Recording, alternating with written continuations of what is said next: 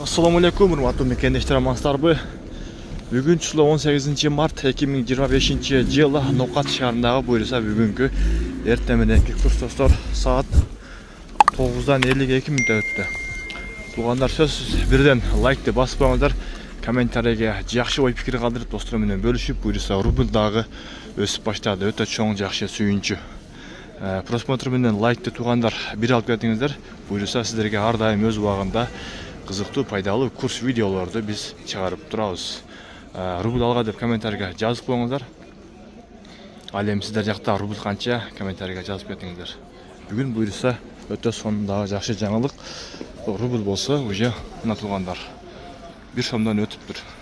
Доллар 86.50, евро 94.00, рубль болсо 1.010, казак теңгеси болсо 0.121.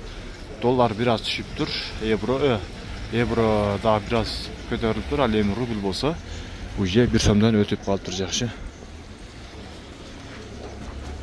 Капитал банкта болсо доллар 86.90, евро 94.30, рубль болсо 1.010, казак теңгеси болсо 0.122. Күнгө чагылышып жакшы көрүнбөй калса, эгер бул жактан мындай туугандар. Сөзсүз лайкты басып коюңуздар. Буюрса жакшы үмүт кылабыз дагы. Ушуга Кудайга шүгүр.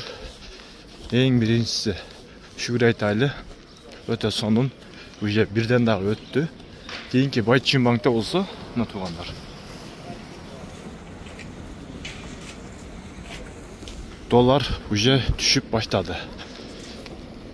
Эми рубль дагы будан да көтөрүлсө керек деген ойдобуз. Эң кымбат жер мына бул Доскры банкта экен. Бул жерде рубль ошондо 1000 сому 1016 сомго чейин болуп калыптыр. Эң кымбат жер мына ушул жер болду азырынча. Мына туугандар.